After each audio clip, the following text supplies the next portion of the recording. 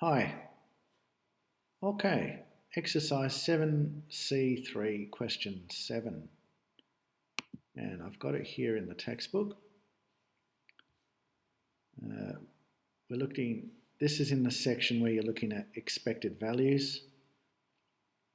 And it's in the section where they talk about a fair game that you could play with money is where you expect to make $0.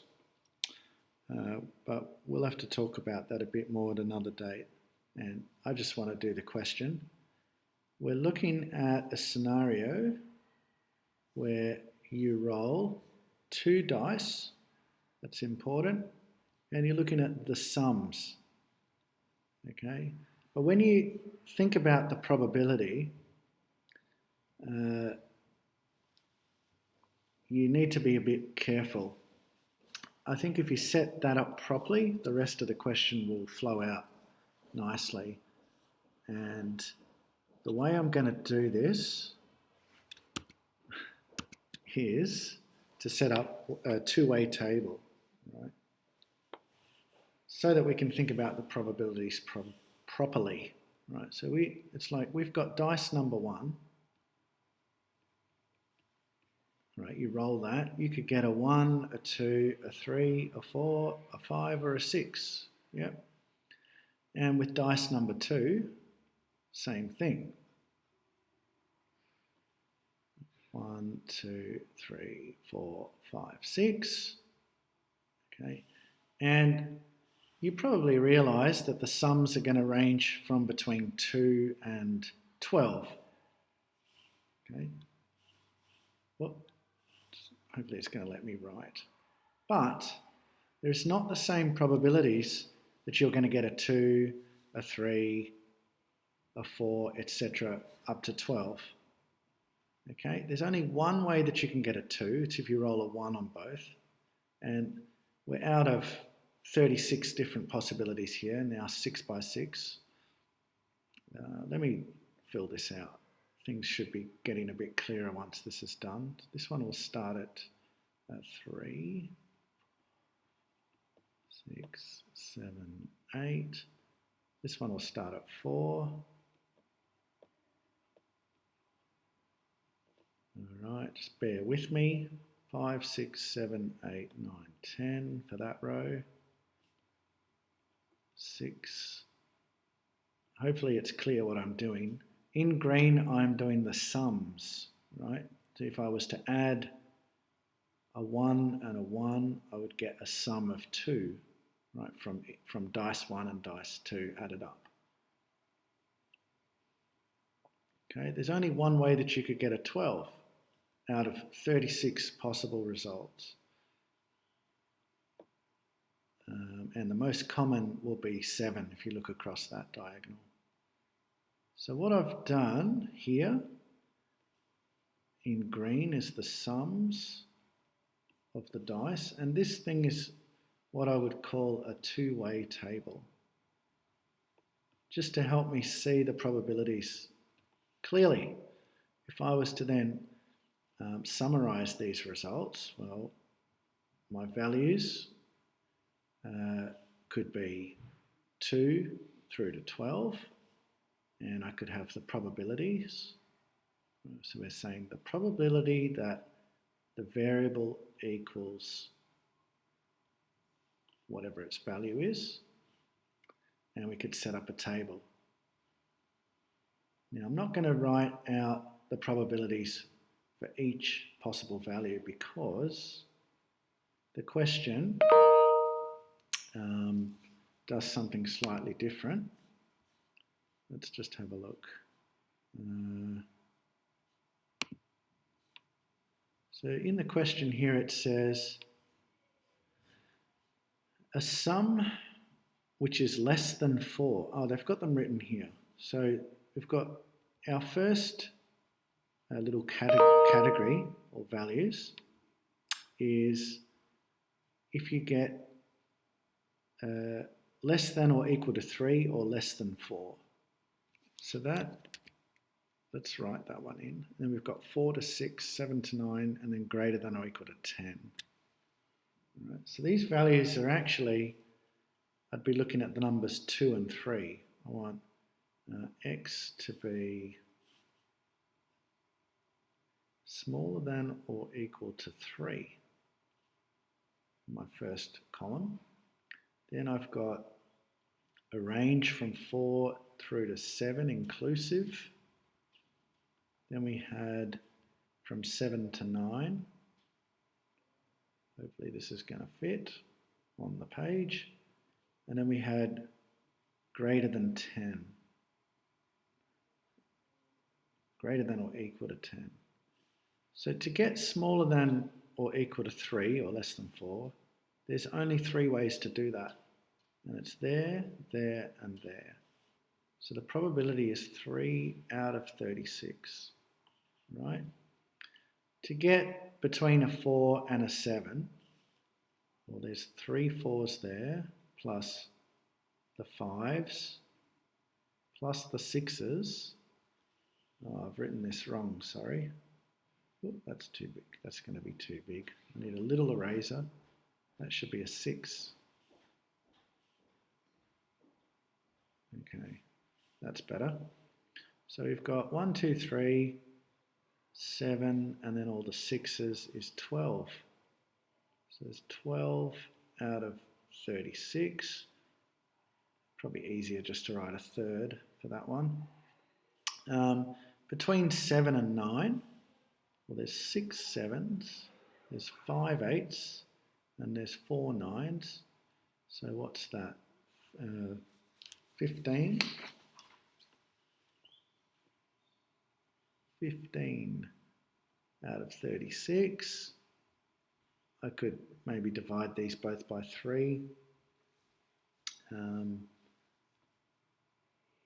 to simplify, although, you know what, I think I'll just leave them all out of 36. Let's just leave them out of 36. And when we're greater than 10, greater than or equal to 10, sorry, we've got 3 plus 2 plus 1 is 6, or 1/6. But, okay? So that's the probabilities that we're looking at for this. It's not, you know, you might think that they were uniformly distributed. You might think that given that the xi values could be a 2, a 3, a 4, up to 12, you might think that there's a 1/11th because there's 11 values for each one, but that's not correct. Okay, that's out. And I'll erase that because that is not what we're doing. Right?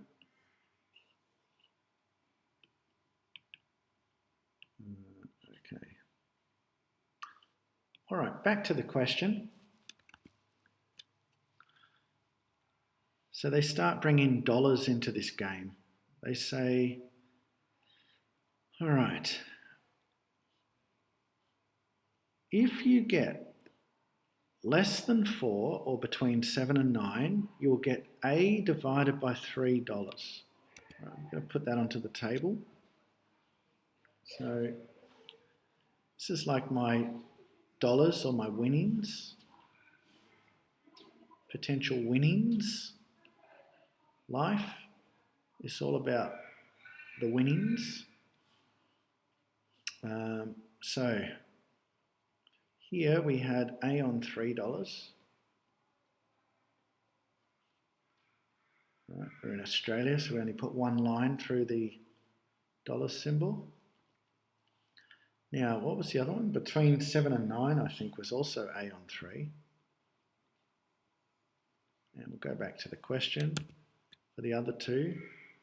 If you get 10 or more, you get $21. And between 4 and 6, you get $7. Okay, so between 4 and 6, you got $7. And the big win would be $21 if you roll above 10. Right? Now they're probably going to say, what's the expected value of this game? Which we write like this. So This is the expected value, and it's basically just taking the values, multiplying them by the relevant probability, all right, and summing all of that up. Although we do need to remember how much we spent playing the game. This is going to go dot, dot, dot, all the way up to x to the n. Let's just, I'd say we're starting with our first value and our first probability. That would be this column. And we're going up to that one. We'll call that n, up to the fourth one. We'd have to sum all of them up, right? But we're going to also have to subtract away the cost of playing the game, right? So I'll get rid of the formula, and I want to read the question and figure out how much does it cost to play. If I can find the question. Oh, it's right there. The game costs $8 to play. All right. So back to working out. We're going to have to do this. We have to say, well, if you rolled a less than 3, right, you'd make A over $3, but you're only going to do that, theoretically, 3 out of 36 times. So we're going to do 3 out of 36 times by A on $3 plus 1/3 of the time we'll make $7. Maybe just, I'll keep everything out of 36. We'll make $7. 15 out of 36 rolls, theoretically, would give you A on 3. 15 out of 36 gives you, maybe put these in brackets, try and make this a bit clearer. So these are the actual winnings. Then you've got your last one. If you roll this x to the I value, you've got 10, 11 or 12. There's a probability of 6 out of 36 for that. And we multiply that by the winning, 21. But to play this game, we spent $8, and we'd have to subtract that away, right? So let's do some maths. What have we got here? Those 3's would cancel, and we'd have A on 36 there. And I think I might jump over. I'm going to put all the A terms together, I think.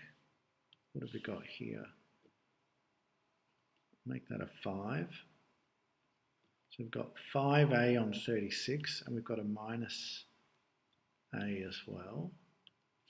All right. We've got plus a 5A on 36, and then we've got this minus A. So that's all our A's grouped together. Now we're left with these two. 12 on 36 times 7 and 6 on 36 times 21. This 6 on 36, that's like 1/6. So if I say this is 1/6, just cross that out. Then I could write this one as 1/6 times 21, which will be 21 on 6. The reason I went for that one first is because this would simplify all the way down to 1/3, but that only simplifies down to 1/6.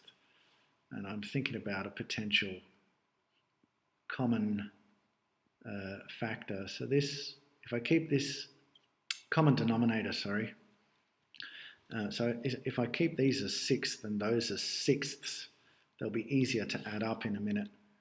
So that would be 2 times, that'll be 14. 2 times 7 on 6, all right? So putting all this together, what have we got now? We'd have 6A on 36 here. So just that little bit there will be 6a on 36. Well, that's the same as 1/6 a. So let me write it like that. So we'd have 1/6 a minus an a, right? But if I want to actually do the minus, let's put it on 6, right? Which would mean we want to minus 6a on 6, right?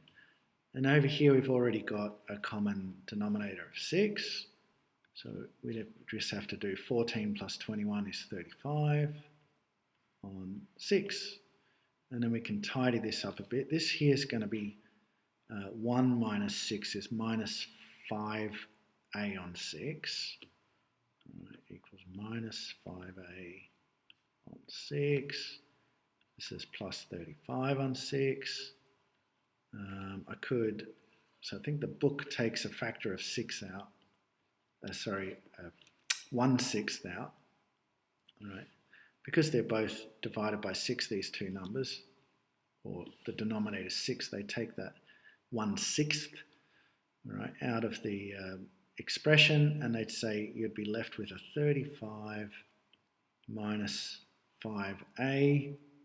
You could have written minus 5a plus 35, but it sort of looks a bit better if you put the positive number first, okay?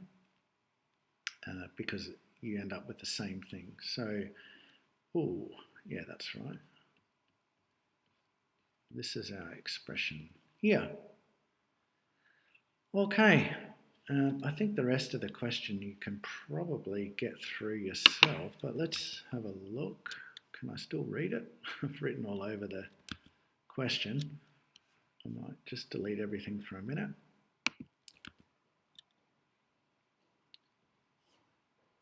What value of a would you need to have a fair game? Okay, let's do that. Undo. All right. Well, a fair game is when you're not going to lose money when you play the game. All right. And so the fair, you're not going to make money either. So fair means, when we're talking about dollars, means that the expected value will be 0. So the person running the game doesn't make money on average, or theoretically. And if I'm playing the game, I don't make money, I don't lose money, right, on average. You can imagine playing this game 1,000 times or something like that. So we're going to say 1/6, right, therefore 1/6, 35 minus 5a equals 0. Well, that's just the same as, therefore 35 minus 5a equals 0. So I've got 35, I minus some number away. It's got to equal 0. So this has all got to equal 35. So therefore, a would have to equal $7. Right? And I should probably write that properly, just so that you also write it properly. When we're talking about dollars and cents, we have 2 decimal places, right? So what it means is that if you were hosting this game, you'd want to charge more than $7 to play the game, otherwise you'll be losing money, right? You could work out how much you expect to win or lose using this formula. Right? So let's say the game cost, I don't know, $2 to play. Well, then you could put an a equals 2 in there. You could say 35 minus 10 would be 25. Then you'd have 25 on 6, and that would be how much you'd expect to win if you were playing the game. It's how much you'd expect to lose if you were hosting that game, right? Or maybe the game costs $9 to play, because I think that was the number in the question. Let's have another quick look. The organisers set A equal to 9, all right? So we'll do that just to finish off. Right, so I'll clear a bit of room here. This is just my working out for the expected value. Get rid of that. All right. What would happen if A equaled 9? You'd have to say, so A equals 9, right? Then it would follow that we would have 1/6, 35 minus 45, right? So 5 times 9 is 45. So we'd end up with 1/6 times minus 10, which would be minus 10 on 6 or minus 5 on $3. What it means is, sorry, that's American. Australian, right. And that's supposed to be a $9 over here. So what it means is that on average, or theoretically, if you play this game enough, every time you played, you'd be losing on average $5/3, right? Which is, I don't know, approximately $1.67. Okay. I think that's probably enough to help you get through the last two parts of the question. Okay, we'll leave it at that. Thanks for watching.